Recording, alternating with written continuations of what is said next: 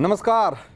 News के इकलौते family show news की पाठशाला में आपका स्वागत है। मैं हूं रंजीत कुमार।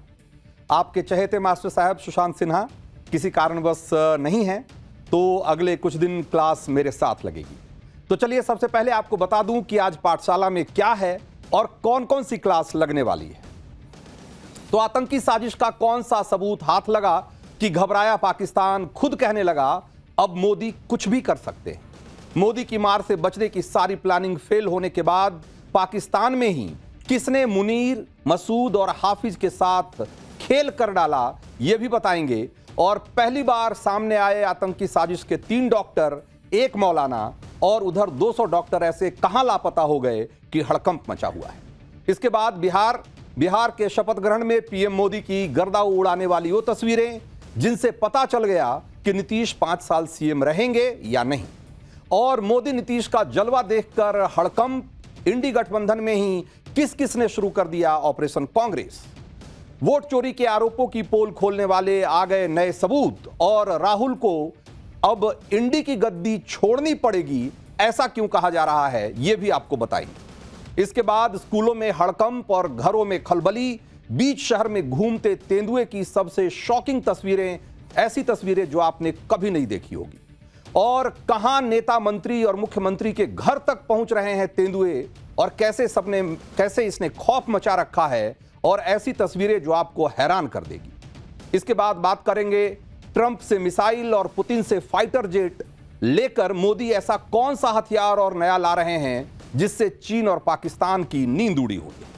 और कौन से मुस्लिम देश ने पीएम मोदी से मांग ली पाकिस्तान को उड़ाने वाली सबसे खतरनाक मिसाइल। और आखिर में सोचा है कभी का सेगमेंट होगा जिसमें आपको बताएंगे कि स्कूल की बसों का रंग पीला ही क्यों होता है। लेकिन सबसे पहले देखिए आज दिन भर का रिवीजन।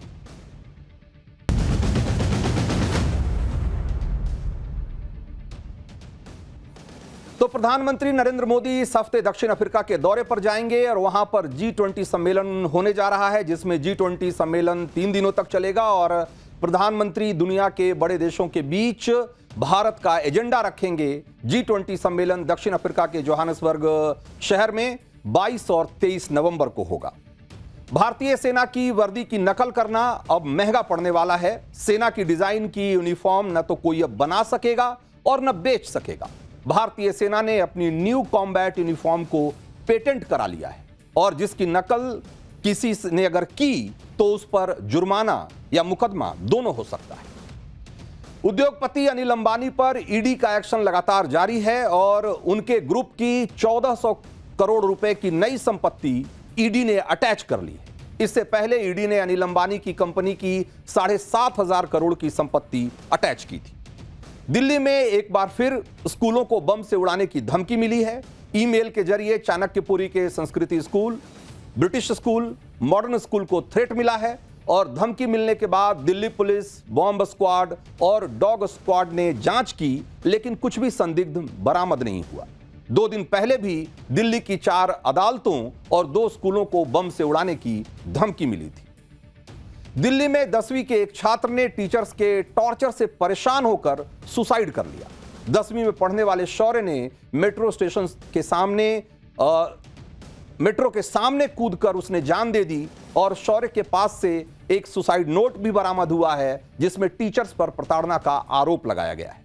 घटना से नाराज लोगों ने स्कूल के बाहर प्रदर्शन किया।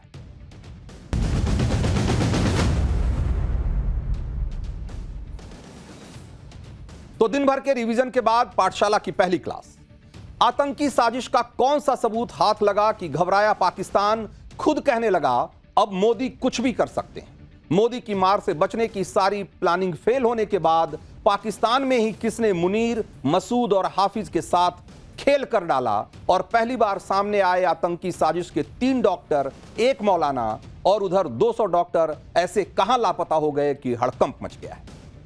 तो दिल्ली ब्लास्ट केस की जैसे जैसे जांच आगे बढ़ रही है वैसे वैसे पाकिस्तान का गला सूख रहा है, क्योंकि पाकिस्तान को पता है कि जिस दिन उसके खिलाफ पक्के सबूत आ गए उसी दिन से नरेंद्र मोदी पाकिस्तान की ठुकाई करना शुरू कर देंगे। प्रधानमंत्री नरेंद्र मोदी अभी तो किसी हड़बड़ी में नहीं है, किसी जल्दबाजी में नहीं है।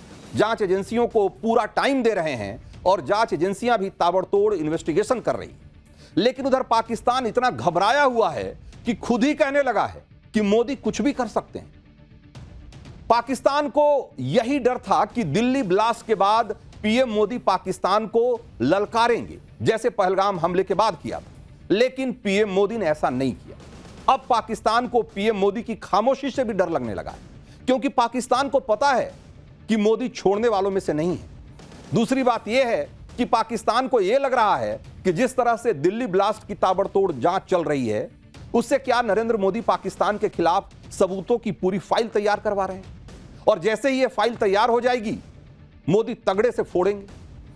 मुनीर और उनके आतंकियों ने नरेंद्र मोदी की मार से बचने के लिए प्लानिंग तो ऐसी की थी कि दिल्ली ब्लास्ट में पाकिस्तान का नाम दूर दूर तक ना आए, लेकिन खुद पाकिस्तान में किसने मुनीर और उनके आतंकियों के साथ खेल कर दिया है और दिल्ली ब्लास्ट का सच कबूल कर लिया है, आज इसके बारे में आपको बताएंगे। आपको यह भी बताएंगे कि दिल्ली ब्लास्ट की जांच में क्या नए खुलासे हुए हैं और वो 200 डॉक्टर कौन हैं जो जांच एजेंसियों के रडार पर हैं। कैसे अस्पताल, जेल, मदरसों तक को खंगाला जा रहा है, यह सब बताऊंगा। तो दिल्ली ब्लास्ट की जांच जिस तरह से चल रही है, उससे देश के अंदर बैठे दुश्मनों में हड़कंप मचा हुआ है, और हड़कंप पाकिस्तान में भी मचा हुआ है। पाकिस्तान में किसने कह दिया कि मोदी अब कुछ भी कर सकते हैं, और किसने दिल्ली ब्लास्ट का सच कबूल कर लिया, ये मैं आपको आगे बताऊंगा। लेकिन पहले आज की सबसे अहम तस्वीर आपको दिखाते हैं। यह तस्वीर दिल्ली के पटियाला हाउस कोर्ट की है। पहली बार वो आरोपी कैमरे पर दिखे जिन पर दिल्ली धमाके की साजिश में शामिल होने का आरोप है, और ये 4 आरोपी हैं, जिनमें से 3 डॉक्टर और एक मौलाना है। एनआईए ने इन चारों को कोर्ट में आज पेश किया और कोर्ट ने इन्हें 10 दिन की कस्टडी में भेज दिया है। इन चारों आरोपियों में एक है डॉक्टर मुजम्मिल, एक है डॉक्टर अदील, एक है डॉक्टर शाहीन और एक है मुफ्ती इरफान अहमद। इसमें मुफ्ती इरफान वो आरोपी है जिसने इस व्हाइट कॉलर टेरर मॉड्यूल को पूरा खड़ा किया। जम्मू कश्मीर के डॉक्टर अदील, मुजम्मिल और उमर को ब्रेन वॉश किया। मुजम्मिल वो है जिसने किराए के कमरे से 2900 किलो विस्फोटक जिसके कमरे से मिला था, और डॉक्टर शाहीन वो हैं जिसे जैश का लेडी कमांडर बताया जा रहा है। इन चारों को जम्मू कश्मीर पुलिस ने गिरफ्तार किया था।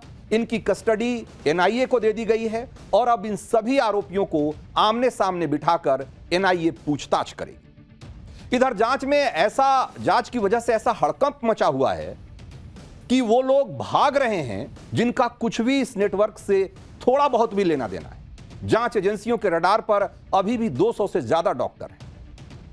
इसके अलावा फरीदाबाद की अल फलाह यूनिवर्सिटी का एक स्टाफ भी अंडर स्कैनर है। जांच एजेंसियां लगातार अल फलाह यूनिवर्सिटी में सर्च ऑपरेशन चला रही है। जो स्टूडेंट, स्टाफ कैंपस छोड़कर जा रहे हैं, उन पर भी बहुत ही पैनी नजर रखी जा रही है। 1000 से ज्यादा लोगों से पूछताछ की जा चुकी है, और एनआईए, दिल्ली पुलिस की special cell, UP ATS, Faridabad crime branch, Jammu Kashmir police, ED, सभी ने यूनिवर्सिटी के अंदर ही एक टेम्पररी कमांड सेंटर बनाया हुआ है ताकि जांच में किसी तरह की कमी ना हो। यानी जांच ताबड़तोड़ चल रही है, बैक टू बैक एक्शन हो रहे हैं, छोटे से छोटे सुराग को भी खंगाला जा रहा है। दिल्ली ब्लास्ट में और क्या क्या खुलासे हो रहे हैं, जेल और मदरसों की चेकिंग क्यों हो रही है, ये सारी बातें मैं आपको विस्तार से बताऊंगा। लेकिन पहले पाकिस्तान में मचे हड़कंप की बात करना जरूरी है, क्योंकि दिल्ली ब्लास्ट की जांच चल रही है और पाकिस्तान का कनेक्शन सामने आ रहा है, और उस पर पाकिस्तान में भी पूरी नजर है। पाकिस्तान अपने डर को छिपा नहीं पा रहा है। पाकिस्तान के रक्षा मंत्री ख्वाजा आसिफ को जरा एक बार सुनिए। पाकिस्तान के रक्षा मंत्री ने यह कह दिया कि भारतीय सेना पाकिस्तान के अंदर भी घुस सकती है, नरेंद्र मोदी कुछ भी कर सकते हैं। तो सोचिए, यह डर तब है जब नरेंद्र मोदी ने अभी तक पाकिस्तान का नाम भी नहीं लिया, पाकिस्तान का नाम लेकर कोई सीधी चेतावनी नहीं दी है। लेकिन पाकिस्तान को पता है कि आज नहीं तो कल उसकी आतंकी करतूत सामने आ जाएगी और उसके खिलाफ सबूत सामने आ जाएंगे। मुनीर और उसके आतंकियों ने प्लानिंग की थी कि पाकिस्तान का नाम किसी तरीके से सामने ना आए, लेकिन मुनीर और उसके आतंकियों का खेल पाकिस्तान में ही बिगड़ गया है। तो दिल्ली में आतंकी हमले के पीछे पाकिस्तान का हाथ है, यह बात कबूलने वाला ये कोई छोटा मोटा नेता नहीं है। इस नेता का नाम है चौधरी अनवारुल हक, और यह पीओके का पूर्व प्रधानमंत्री है। इसने बयान भी पीओके की असेंबली में ऑन रिकॉर्ड दिया है। 3 दिन पहले ही हालांकि इसे अपने पद से हटना पड़ा, लेकिन अनवारुल हक साल 2023 से पीओके में प्रधानमंत्री था। आप इसी से अंदाजा लगा लीजिए कि ये जो आदमी बोल रहा है, ऐसी बात कह रहा है, उसका स्टैचर क्या है पाकिस्तान की पॉलिटिक्स में। यानी पाकिस्तान में एक हाई प्रोफाइल नेता खुद लाल किले का नाम लेकर एक कह रहा है कि पाकिस्तान ने बलूचिस्तान का बदला ले लिया है। अब इससे बड़ी गवाही और भला क्या होगी। सबूत जांच एजेंसियां जुटा रही हैं और अब बस पीएम मोदी के एक इशारा करने भर की देरी। सेना पहले ही कह चुकी है कि वो तो तैयार बैठी, पहले ट्रेलर दिखाया और अब पूरी पिक्चर दिखाएं। और यही वजह है कि पाकिस्तान का डर बढ़ता जा रहा है। पाकिस्तान तो यह कहकर भी नहीं बच सकता कि गलती से हमारे यहां का नेता लाल किले का नाम उसने ले लिया, क्योंकि पाकिस्तान के नेता चौधरी अनवारुल हक पहले भी पाकिस्तान के आतंकी कनेक्शन का सच कबूलता रहा है। पाकिस्तान के पीएम शहबाज शरीफ के सामने ही चौधरी अनवारुल हक ने आतंकी भेजकर भारत में हमले करवाने की बात कही थी। तो एक तरफ है पाकिस्तान के नेता हैं जो भारत में दिल्ली से लेकर कश्मीर तक हमले की धमकी दे रहे हैं, और दूसरी तरफ भारत में महबूबा मुफ्ती जैसे नेता हैं जो दिल्ली ब्लास्ट को कश्मीर की समस्या बताकर पाकिस्तान को एक तरीके से क्लीन चिट देने लग जाते हैं। जबकि पाकिस्तान कैसे भारत में आतंकियों की घुसपैठ कराता है, यह बात किसी से छिपी हुई नहीं। और सर्दियों में तो बर्फबारी, खराब मौसम की आड़ में घुसपैठ की आशंका और बढ़ जाती है। इसीलिए देश की सुरक्षा में लगे जवानों ने बॉर्डर पर सुरक्षा और टाइट कर दी।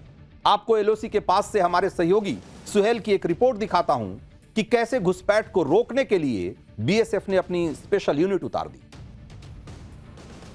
भारतीय सेना और खासतौर पर बीएसएफ के जवान लाइन ऑफ कंट्रोल पर लगातार काउंटर इंसर्जेंसी ऑपरेशंस अंजाम दे रहे हैं। तस्वीरों के माध्यम से मेरे सहयोगी मीर महराज आपको दिखाएंगे, ये जो बीएसएफ के जवान हैं ये एक स्पेशल काउंटर इंटेलिजेंस और काउंटर इंसर्जेंसी यूनिट है जिससे लाइन ऑफ कंट्रोल पर तैनात किया गया है, और लगातार ये ग्राउंड जीरो पर एरिया डोमिनेशन और पेट्रोलिंग की एक्सरसाइजेस को अंजाम दे रहे हैं ताकि घुसपैठ की कोशिशों को विफल बनाया जाए। मैं आपको बता दूं, नवंबर का महीना चल रहा है और ये वो समय है जब पाकिस्तान या पीओके में बैठे आतंकवादी घुसपैठ करने की कोशिश करते हैं, और उन तमाम कोशिशों को विफल बनाने के लिए इस तरह के ऑपरेशंस जो है वो अंजाम दिए जा रहे हैं। ये पहली बार है कि बीएसएफ ने अपने स्पेशल यूनिट जो है उसे लाइन ऑफ कंट्रोल पर तैनात किया गया है, और ये यूनिट जो घुसपैठ की कोशिशों को विफल बनाने के लिए जो ऑपरेशंस है वो अंजाम दे रहे हैं। तो बॉर्डर पर यह निगरानी इसलिए भी जरूरी है क्योंकि पाकिस्तान अपनी हरकतों से बाज नहीं आता। आज ही जम्मू में इंटरनेशनल बॉर्डर के पास एक संदिग्ध गुब्बारा दिखा। इस गुब्बारे पर बड़े अक्षरों में PIA लिखा हुआ था, जिसका एक मतलब तो पाकिस्तान इंटरनेशनल एयरलाइंस हो सकता है। साथ ही इस पर कुछ नंबर भी लिखे हुए थे। अब जांच एजेंसियां इसकी जांच कर रही है कि आखिर गुब्बारा था क्या और इसका मकसद क्या था। इसी तरह से जैसलमेर में भारत पाकिस्तान सीमा के करीब भी खेत में एक ड्रोन आकर गिर गया। खेत में ड्रोन देखकर लोग डर गए। शुरू में यही लगा कि कहीं ये पाकिस्तानी ड्रोन तो नहीं है, हालांकि बाद में क्लियर हुआ कि यह भारतीय वायुसेना का ड्रोन था और कुछ तकनीकी दिक्कत की वजह से इसे खाली खेत में गिराया गया था ताकि नुकसान कम से कम हो। तो इधर बॉर्डर पर सिक्योरिटी टाइट है, ड्रोन से निगरानी रखी जा रही है, संदिग्ध बैलून मिल रहे हैं। दूसरी तरफ जम्मू कश्मीर के अंदर व्हाइट कॉलर टेरर नेटवर्क की जड़ें खोदी जा रही। जम्मू कश्मीर में मेडिकल कॉलेज में डॉक्टर्स और बाकी स्टाफ के लॉकर्स लगातार चेक किए जा रहे हैं। इसके अलावा जम्मू कश्मीर की उन जेलों को भी खंगाला जा रहा है जहां पाकिस्तान के हार्डकोर आतंकी बंद हैं। इसके अलावा देश विरोधी गतिविधियों को बढ़ावा देने के आरोप में आज जम्मू में एक लोकल न्यूज़पेपर के ऑफिस पर भी रेड की गई। दावा है कि कश्मीर टाइम्स के दफ्तर की रेड में पुलिस को AK राइफल्स और उसकी गोलियां भी बरामद हुई। इसके अलावा हैंड ग्रेनेड्स के पिन भी बरामद हुए हैं। और जम्मू से हमारे सहयोगी अंकित भट्ट की यह रिपोर्ट देखिए। इस वक्त मैं मौजूद हूं जम्मू के रेजिडेंसी रोड इलाके में, और यहां पे एक न्यूज़पेपर पे स्टेट इन्वेस्टिगेशन एजेंसी की तरफ से रेड की गई है। तस्वीरों में आप जम्मू कश्मीर पुलिस के जवानों को देख सकते हैं और SI की तरफ से पूरा जो इलाका है, पूरा जो ऑफिस प्रेमाइसिस है उसको यहाँ पर सील कर दिया गया है। जो एसआई के टॉप ऑफिशियल्स है वो इस वक्त इसी न्यूज़पेपर के ऑफिस में है। हर एक डॉक्यूमेंट को खंगाला जा रहा है। आपको बता दें कि सूत्रों से मिली जानकारी के मुताबिक एक हफ्ते पहले रिसेंटली इसी न्यूज़पेपर के खिलाफ एक एफआईआर रजिस्टर हुई। तो आप देखिए कि ये व्हाइट कॉलर टेरर मॉड्यूल इतना खतरनाक है कि आपको जरा सा शक भी नहीं होगा कि इतना पढ़ा लिखा डॉक्टर आतंकी भी हो सकता है। और इस मॉड्यूल से जुड़े लोग कैसे खतरनाक प्लानिंग कर रहे थे, उसका एक और नया और एक्सक्लूसिव वीडियो आपको दिखाते हैं। यह वीडियो 10 नवंबर का है, जब डॉक्टर मुजम्मिल के किराए के मकान से 50 कट्टे अमोनियम नाइट्रेट के मिले थे। आप देखिए, ये लोग तबाही का सारा सामान जुटाकर बैठे थे। पैसे, विस्फोटक, डेटोनेटर, टाइमर, गाड़ियां, सब कुछ जुटा रखा था। किसी चीज की कमी नहीं थी, बस इंतजार था कि ग्रीन सिग्नल मिले और धमाके पर धमाके हो जाए। दिल्ली ब्लास्ट में डॉक्टरों का जो आतंकी मॉड्यूल सामने आया, उससे लोग हैरान हैं। लोग अभी भी ये समझ नहीं पा रहे हैं कि इतने पढ़े लिखे डॉक्टर जिनके पास किसी चीज की कोई कमी नहीं है, वो आतंकी क्यों बन गए। लेकिन व्हाइट कॉलर टेरर मॉड्यूल का खेल आज का नहीं है। दिल्ली दंगे के दौरान भी ऐसा ही देखने को मिला था। आज दिल्ली दंगे पर सुनवाई के दौरान सुप्रीम कोर्ट में दिल्ली पुलिस ने कुछ ऐसी ही बात कही। दिल्ली पुलिस ने कहा कि जब पढ़े लिखे लोग आतंकवादी बन जाते हैं तो वो ओवरग्राउंड वर्कर से कहीं ज्यादा खतरनाक हो जाते हैं। पुलिस ने कहा कि डॉक्टरों और इंजीनियरों के लिए देश विरोधी गतिविधियों में शामिल होना जैसे एक ट्रेंड बन गया है। ये लोग सरकारी पैसों का इस्तेमाल करके पढ़ाई करते हैं और फिर एंटी नेशनल एक्टिविटी में शामिल हो जाते हैं। ये बातें दिल्ली पुलिस ने दिल्ली दंगों के आरोपी शर्जील इमाम और उमर खालिद की बेल पर सुनवाई के दौरान कही थी। बेल पर सुनवाई के दौरान दिल्ली पुलिस ने शर्जील इमाम के कथित भड़काऊ भाषणों का एक वीडियो भी कोर्ट में दिखाया, जिसमें शर्जील इमाम नॉर्थ ईस्ट को देश से अलग करने की बात कर रहा है। तो आप सोचिए कि ये कथित भड़काऊ भाषण में शर्जील इमाम कितनी खतरनाक बातें कर रहा है, देश को तोड़ने का प्लान बना रहा है। और ये शर्जील इमाम कोई नासमझ व्यक्ति नहीं है, इंजीनियरिंग ग्रेजुएट है। दिल्ली ब्लास्ट की साजिश सामने आने के बाद चुनौती यही है कि पढ़े लिखे लोगों का जो पूरा टेरर नेटवर्क है उसे कैसे खत्म किया जाए, क्योंकि ये टेरर नेटवर्क अब कश्मीर से दिल्ली, हरियाणा, यूपी तक फैल गया। इस टेरर नेटवर्क को पूरी तरह से खत्म करने के लिए यूपी में भी जबरदस्त एक्शन हो रहा है। यूपी एटीएस मदरसों को पूरी तरीके से खंगाल रही है और एटीएस मदरसों में पढ़ने वाले बच्चे, टीचर, उसके प्रबंधक और मौलवियों का नाम, पता, उनका मोबाइल नंबर, सारा डिटेल जुटा रही है। मदरसा मैनेजमेंट से जुड़े लोगों से ये सारी जानकारी जुटाने की इसलिए कोशिश की जा रही है ताकि वहां होने वाले छोटे मोटे बदलाव पर भी नजर रखी जा सके और वहां की हरकतों पर ठीक से निगरानी रखी जा सके। खबर यह है कि यूपी एटीएस ने 8 जिलों के मदरसों से डिटेल मांगी है। ये सभी 8 जिले प्रयागराज जोन के तहत आते हैं। इसमें प्रयागराज, प्रतापगढ़, कौशाम्बी, फतेहपुर, बांदा, हमीरपुर, चित्रकूट और महोबा शामिल। अधिकारियों का कहना है कि ऐसा इसलिए किया जा रहा है ताकि एंटी सोशल एलिमेंट्स मदरसों को मिसयूज न कर पाएं, इसीलिए इन पर पैनी नजर रखी जा रही है। यूपी में एहतियात इसलिए भी बरती जा रही है क्योंकि दिल्ली ब्लास्ट की साजिश का एक आरोपी डॉक्टर आदिल को सहारनपुर से पकड़ा गया था। डॉक्टर शाहीन का कनेक्शन भी यूपी से निकला। डॉक्टर शाहीन को लेकर जांच में एक और बड़ा खुलासा हुआ है। डॉक्टर शाहीन को पाकिस्तान में बैठे हैंडलर्स ने यूपी में काम करने का जिम्मा दिया था। उसे यूपी के अंदर आतंकी डॉक्टरों का पूरा मॉड्यूल तैयार करने को कहा गया था और कश्मीर की तरह यूपी में भी आतंकी मॉड्यूल तैयार करने का आदेश था। सूत्रों से जो खबर मिल रही है उसके मुताबिक यूपी के मुस्लिम डॉक्टरों का ब्रेन वॉश करने में पूरी तरीके से जुटी हुई थी शाहीन, और उसके रेडार पर कानपुर, लखनऊ, सहारनपुर और ऐसे बहुत सारे जो शहर हैं उसके डॉक्टर्स। डॉक्टर शाहीन को लेकर यह खुलासा भी हुआ है कि वो थाईलैंड, सऊदी अरब और यूएई भी गई थी। इन देशों की भी यात्रा कर चुकी है। शाहीन ने 2 साल सऊदी अरब में काम भी किया था। जांच में यह भी सामने आया है कि साल 2016 से 2018 तक शाहीन यूएई के एक अस्पताल में काम कर रही थी। जांच एजेंसियों को शक है कि इसी दौरान वो जैश के संपर्क में आई हो। पाठशाला में अब आपको अगली क्लास की तरफ ले चलते हैं, जिसमें आपको दिखाएंगे कि बिहार के शपथ ग्रहण में पीएम मोदी की वो गर्दा उड़ाने वाली तस्वीर, जिससे पता चल गया कि नीतीश 5 साल सीएम रहेंगे या नहीं। मोदी नीतीश का जलवा देखकर कैसे हड़कंप मचा हुआ है और इंडी गठबंधन में ही किस किस ने शुरू कर दिया है ऑपरेशन कांग्रेस। और वोट चोरी के आरोपों की पोल खोलने वाले नए सबूत आ गए हैं और अब राहुल गांधी को भी इंडी की गद्दी छोड़नी पड़ सकती है। तो प्रधानमंत्री नरेंद्र मोदी ने आज बिहार में गर्दा उड़ा दिया। वैसे ही गमछा लहराया जैसे बिहार जीत के बाद उन्होंने दिल्ली में लहराया था।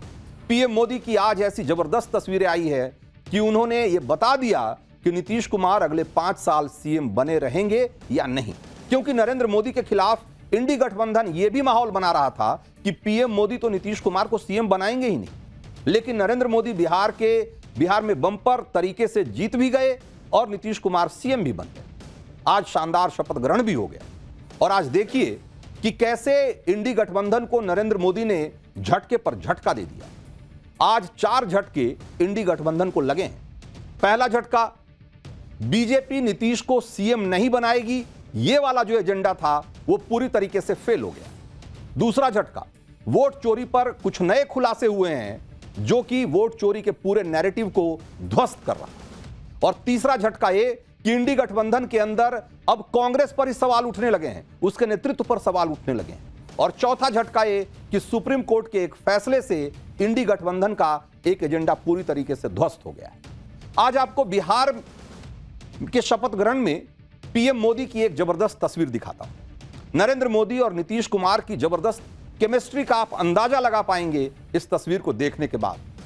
आपको यह भी बताएंगे कि मोदी नीतीश का जलवा देखकर कैसे हड़कंप मचा हुआ है और इंडी गठबंधन में ही किसने शुरू कर दिया है ऑपरेशन कांग्रेस। तो वोट चोरी के आरोपों की पोल खोलने वाले वो कौन कौन से नए सबूत आ गए हैं कि अब राहुल को ही इंडी में गद्दी छोड़नी पड़ सकती है, ये सारा कुछ बताऊं उससे पहले जरा आज के शपथ ग्रहण की एक झलक देखिए।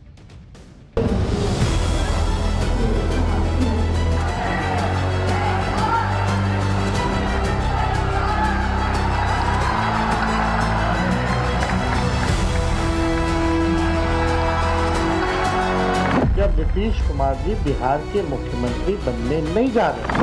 मैं नीतीश कुमार सत्य निष्ठा से प्रतिज्ञान करता हूं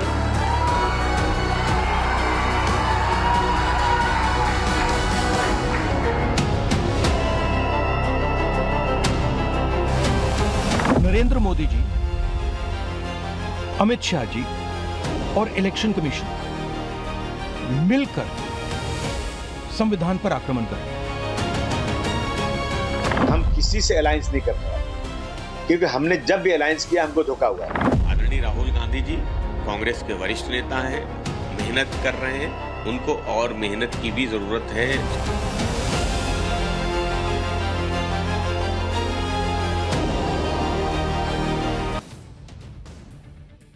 तो इंडी गठबंधन ने बिहार में क्या क्या दावा नहीं किया। नीतीश कुमार का रिमोट कंट्रोल बीजेपी के पास, बीजेपी किसी कीमत पर नीतीश को सीएम नहीं बनाएगी। लेकिन आज नीतीश कुमार ने इतिहास रच दिया। नीतीश कुमार ने 10वीं बार बिहार के सीएम पद की शपथ ले ली। राहुल गांधी से लेकर तेजस्वी और मल्लिकार्जुन खड़गे तक सब यही नैरेटिव बना रहे थे कि बीजेपी नीतीश को धोखा दे देगी। लेकिन आज शपथ ग्रहण में पीएम मोदी और नीतीश कुमार की अलग ही केमिस्ट्री दिखाई दी। नीतीश कुमार के शपथ ग्रहण में ऐसी तस्वीरें आई जो इंडी गठबंधन के सारे नैरेटिव की धज्जियां उड़ा दे रही। शपथ ग्रहण के बाद नीतीश कुमार खुद पीएम मोदी को छोड़ने हवाई पट्टी तक आए। यहां पर नीतीश कुमार ने पीएम मोदी के पैर छुए, हालांकि पीएम मोदी ने नीतीश कुमार को रोक दिया। आप सोचिए, पीएम मोदी और नीतीश कुमार के बीच कितनी जबरदस्त केमिस्ट्री है। दोनों एक दूसरे का सम्मान करते हैं और दूसरी तरफ इंडी गठबंधन पूरे चुनाव में यही कहता रहा कि बीजेपी नीतीश को सीएम नहीं बनाएगी, उनको गच्चा देती। नीतीश कुमार का शपथ ग्रहण एक तरह से एनडीए का शक्ति प्रदर्शन भी था। एनडीए शासित राज्यों के मुख्यमंत्री, मंत्री सब शपथ ग्रहण में मौजूद थे। पीएम मोदी के साथ अमित शाह, जेपी नड्डा, चंद्रबाबू नायडू, पुष्कर सिंह धामी, तमाम नेता, बड़े नेता मौजूद थे। तो इधर बिहार में एनडीए ने अपनी ताकत और एकजुटता दिखाई, तो दूसरी तरफ बिहार में हार के बाद इंडी गठबंधन में घमासान मचा हुआ है। कांग्रेस खुद को इंडी गठबंधन का लीडर मानती, लेकिन बिहार में हार के बाद इंडी गठबंधन में ही ऑपरेशन कांग्रेस शुरू हो गया।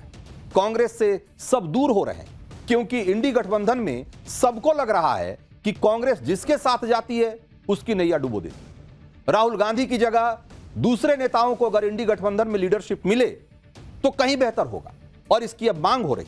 समाजवादी पार्टी का कहना है कि राहुल गांधी को और ज्यादा मेहनत करने की जरूरत है।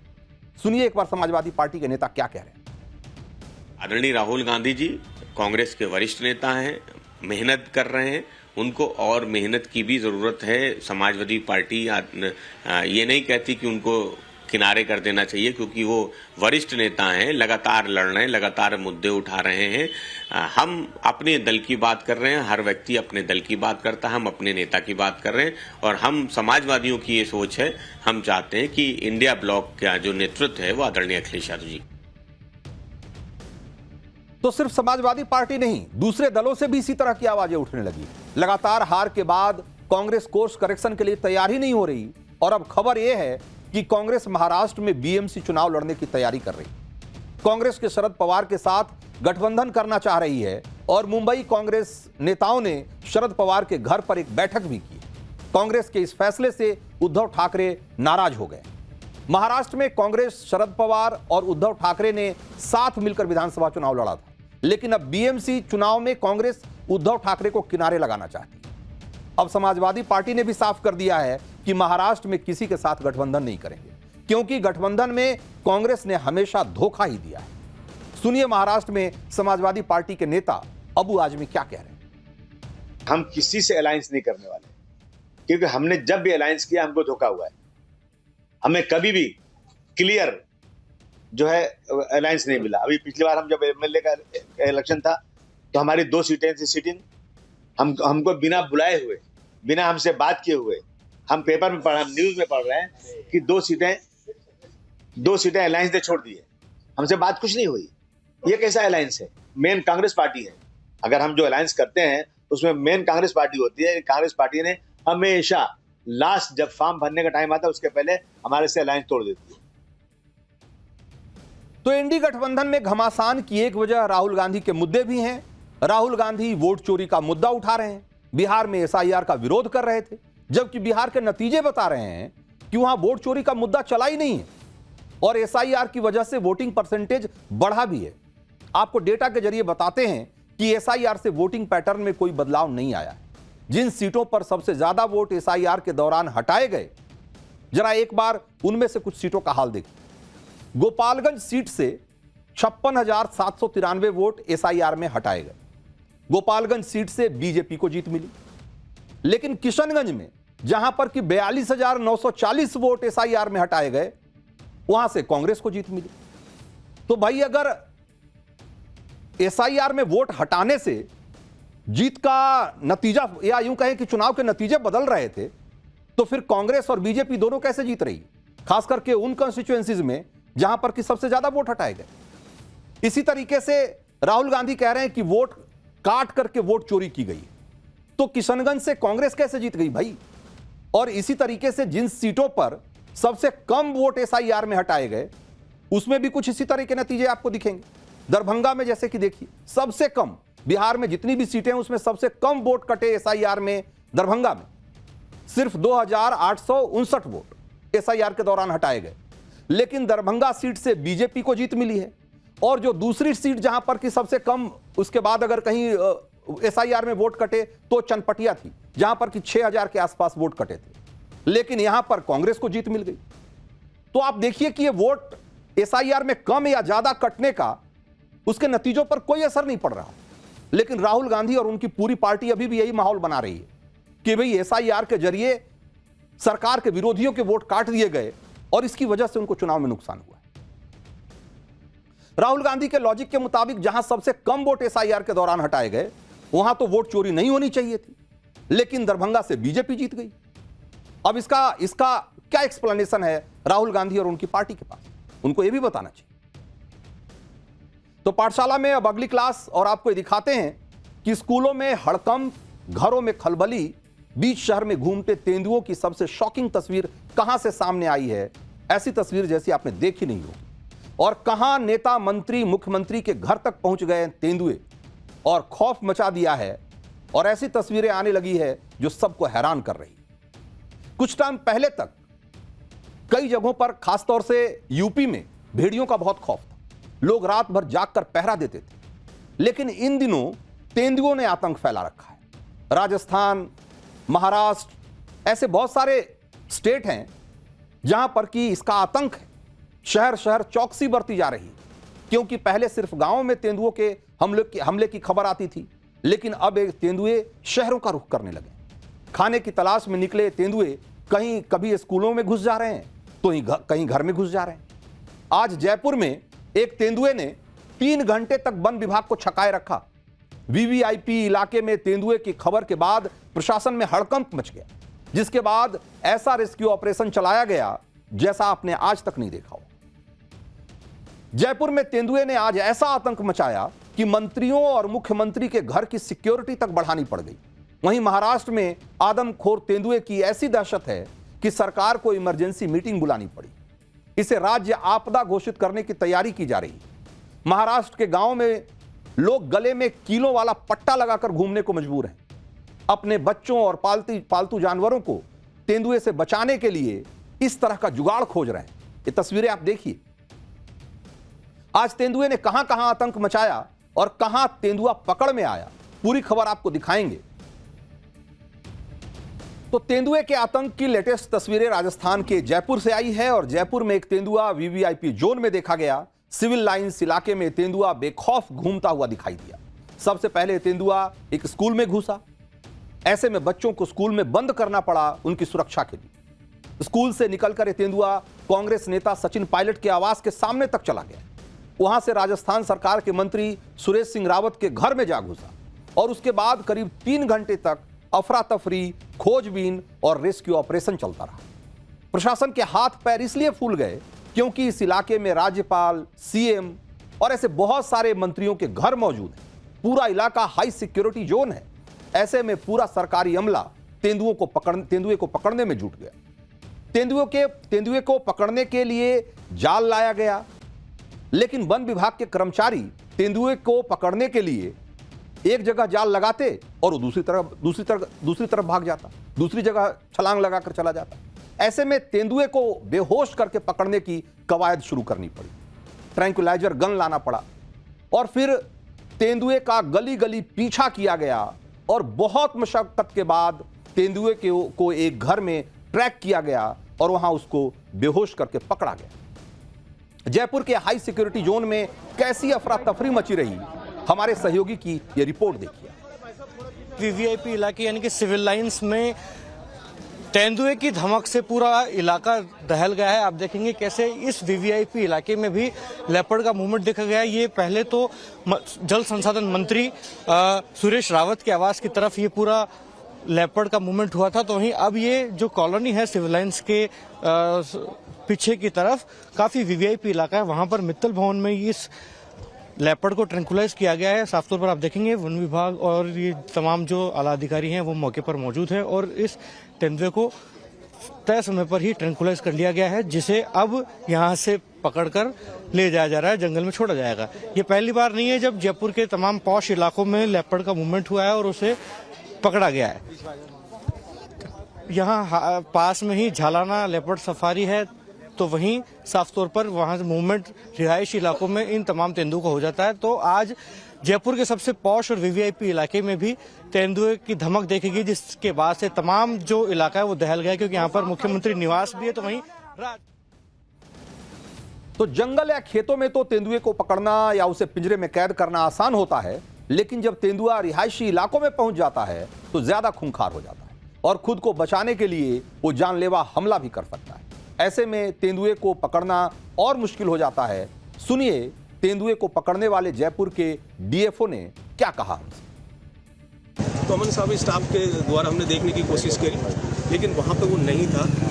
उसके पीछे गेट था, गेट के अंदर अपन कपड़े धोने के लिए लॉन्ड्री का एक स्पेस रखते हैं ना, वो कवर्ड था ऊपर से चारों तरफ से। उसके कुछ बर्तन फेंके नहीं हुआ, एक बाल्टी फेंकी तो मूवमेंट हो गया और मैं बिल्कुल तैयार था उसके लिए, जैसे ही वो करेगा मुझे उसको।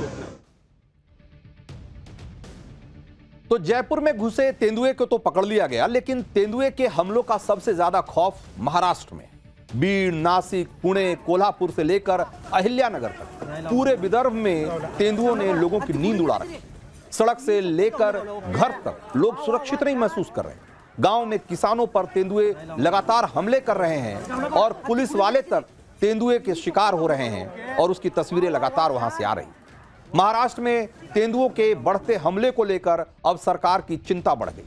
सीएम देवेंद्र फडणवीस ने एक हाई लेवल मीटिंग भी बुलाई और उसमें वन विभाग, राजस्व विभाग, पुलिस विभाग के अधिकारी तलब किए गए। मीटिंग में सीएम देवेंद्र फडणवीस ने लोगों की सुरक्षा के लिए जरूरी कदम उठाने के निर्देश दिए। वन विभाग के अधिकारियों को रात में गश्त बढ़ाने के निर्देश दिए गए हैं। सरकार प्रभावित इलाकों में सीसीटीवी कैमरों का जाल बिछाए, ऐसा कहा गया है। इसके अलावा इन इलाकों में पेट्रोलिंग और बढ़ाई जाए और जरूरत पड़ने पर तेंदुओं को इंजेक्शन देकर पकड़ा जाए। तो इसके अलावा महाराष्ट्र में तेंदुओं के हमले को रोकने के लिए सरकार एक्शन में इसलिए है क्योंकि रोज कहीं ना कहीं लेपर्ड के अटैक की खबरें आ रही। आज ही पुणे में वन विभाग ने एक तेंदुए को पिंजरे में कैद किया। वन विभाग की पकड़ में आया है तेंदुआ आदमखोर है और कई लोगों की जान ले चुका है। वन विभाग इसे पकड़ने के लिए कई दिनों से कॉम्बिंग कर रहा था और तब जाकर एक खूंखार तेंदुआ पकड़ में आया। पिंपरखेड़ इलाके में पिछले कई दिनों से 2 आदमखोर तेंदुओं का आतंक था, जिनमें से एक तेंदुए को मार गिराया गया जबकि दूसरे को कड़ी मशक्कत के बाद पकड़ा जा सका। आदमखोर तेंदुओं को लेकर पूरे इलाके में कितना खौफ है उसकी तस्वीरें हम आपको दिखाते हैं। ये आपको जो तस्वीरें दिखाने वाले हैं इसमें पुणे के ग्रामीण इलाके के लोग हैं जो कि गले में कांटेदार लोहे की जो कील होती है उसका बेल्ट पहनकर वहां पर रहने को मजबूर हैं, क्योंकि उन्हें लगता है कि अगर तेंदुआ हमला करेगा तो उससे बचाव का यही एक तरीका है। घर से निकलने के बाद सभी लोग इसी तरीके से गले में लोहे की बेल्ट पहनकर निकलते हैं, क्योंकि किसी को नहीं पता कि तेंदुआ कब और कहां से हमला कर देगा। और सिर्फ इंसान ही नहीं, यहां तो पालतू जानवरों को बचाने के लिए भी इसी तरह की लोहे की बेल्ट पहनाई जा रही है। दरअसल तेंदुआ गर्दन पर अटैक करता है और गला घोंटकर अपने शिकार की जान लेता है। ऐसे में अगर गले को सेफ कर लिया जाए तो तेंदुए के हमले से बचने का चांस बढ़ जाता है। तो महाराष्ट्र में तेंदुओं के हमले के बढ़ने की जो घटनाएं हो रही है वो इसलिए भी हो रही है क्योंकि अब जंगल धीरे धीरे सिकुड़ते जा रहे हैं। लेकिन इसकी दूसरी वजह यह भी है कि महाराष्ट्र में पिछले कुछ सालों में तेंदुओं की संख्या में जबरदस्त इजाफा हुआ है। मध्य प्रदेश के बाद तेंदुओं की संख्या के मामले में महाराष्ट्र दूसरे नंबर पर है और रिपोर्ट के मुताबिक महाराष्ट्र के जंगलों में रहने वाले तेंदुओं की कुल संख्या 3800 के करीब है, जबकि एक अनुमान के मुताबिक खेतों में रहने वाले तेंदुओं की संख्या भी लगभग 2000 के आसपास है। महाराष्ट्र में तेंदुओं की संख्या 2018 में 1690 थी, जो 2022 में बढ़कर 1985 हो गई। वहीं एक रिपोर्ट के मुताबिक महाराष्ट्र में पिछले 3 साल में बाघ और तेंदुओं के हमले में 245 लोगों की मौत हुई है। यह आंकड़ा कितना बड़ा है और ये इसको लेकर खौफ जो है वो यूं ही नहीं है, आप इस आंकड़े से समझ सकते हैं। महाराष्ट्र में इतने तेंदुए हो गए हैं कि रात के अंधेरे में सड़क पर तेंदुए आपको आसानी से दिखाई दे जाएंगे। बीड़ जिले की तस्वीर जरा दिखाते हैं आपको। यहां सड़क पर एक तेंदुआ घूमता हुआ दिखाई दे रहा है। पहले तो लगा कि जंगल से भटककर गांव की तरफ आ गया होगा, लेकिन उसी वक्त तेंदुए ने एक कार पर हमला करने की कोशिश की। 1 महीने पहले भी इसी तरह के एक हमले में एक किसान की मौत हो गई। 2 दिन पहले नासिक में भी तेंदुए ने दहशत मचाई थी। महात्मा नगर इलाके में पहुंचने के बाद तेंदुए ने कई लोगों पर हमला कर दिया था। लोग जान बचाने के लिए भागते हुए दिखाई दिए थे और इस दौरान कुछ लोग तो गाड़ियों में कैद हो गए थे और तेंदुए के हमले में करीब 9 लोग घायल हो गए थे, जिसकी की तस्वीरें अभी आपको मैं दिखा रहा हूं। और इसके बाद वन विभाग की टीम आई, लेकिन उसके भी पसीने छूट गए और करीब 5 घंटे तक सर्च ऑपरेशन के बाद इस तेंदुए को पकड़ा जा सका। तो आप सोचिए कि महाराष्ट्र और पुणे और उसके आसपास के इलाकों में ये जो तेंदुए का हमला हो रहा है उसकी वजह से लोग कितने हलकान हैं और प्रशासन को इनको काबू में करने में कितनी मशक्कत का सामना करना पड़ रहा है। ऐसा नहीं है कि सरकार आदमखोर तेंदुओं को लेकर कुछ कर नहीं रही। मुंबई में तो ऐसे आदमखोर तेंदुओं के लिए रेस्क्यू सेंटर बनाया गया है, जहां प्रदेश भर से पकड़े गए तेंदुओं को रखा जाता है। मुंबई के इस रेस्क्यू सेंटर से हमारे संवाददाता की एक रिपोर्ट देखी। मैं आपको दिखा रहा हूँ एक ये रेस्क्यू सेंटर की तस्वीर है जहाँ पर एक तेंदुआ जो है जिसे यहाँ पर रेस्क्यू करके लाया गया है। ये एक मैन ईटर तेंदुआ है जिसने महाराष्ट्र के अलग अलग इलाकों में जो कहीं पर अटैक किया था, जिसके बाद उसे मुंबई के इस रेस्क्यू सेंटर पर लाया गया है। ये इतना खूंखार हो चुके हैं, इतने कि अटैक करने लगे हैं और अब मानव को जो है अपना निशाना बनाने लग गए हैं। आप देखेंगे यहाँ पर इन्हें रेस्क्यू किया गया है। मेरे साथ यहाँ पर डॉक्टर भी मौजूद हैं। मैडम, ये मैन ईटर्स में से एक है। कितने मैन ईटर्स इस वक्त हमारे रेस्क्यू सेंटर में? एक 5-6 मैन ईटर हमारे पास है जिनको केज में या ट्रैंक्युलाइज करके पकड़ा गया है। देखिए, ये जो मैन ईटर्स अचानक क्यों बन जाते हैं? क्या इसके लिए इन्हें खाने की कमी जंगलों में होने लगी है या ह्यूमन जो एनक्रोचमेंट है वो ज्यादा होने लगा है? क्या कुछ स्टडी कहती है? मतलब उनका जो मैन ईटर होने के तो बहुत सारे रीजन है कि जैसे अगर एक तेंदुओं को पकड़ा और दूसरी जगह पे छोड़ दिया तो उनको तो पाठशाला में अब बारी है अगली क्लास की। और ट्रंप से मिसाइल, पुतिन से फाइटर जेट, मोदी कौन से नए हथियार ला रहे हैं कि चीन पाकिस्तान की नींद उड़ा देंगे? और कौन से मुस्लिम देश ने पीएम मोदी से मांग ली पाकिस्तान को उड़ाने वाली सबसे खतरनाक मिसाइल? अब आपको हम इसके बारे में बताएंगे। दिल्ली ब्लास्ट के बाद ऑपरेशन सिंदूर पार्ट 2 की चर्चा लगातार हो रही है, लेकिन इसके बीच नरेंद्र मोदी ऐसी तैयारी कर रहे हैं जिसे सुनकर चीन पाकिस्तान दोनों के पसीने छूटने लग गए। नरेंद्र मोदी ऐसे ऐसे घातक हथियारों से सेना को लैस करने की तैयारी में जुटे हुए हैं जिसके बारे में सुनकर दुश्मनों के होश उड़ जाएंगे।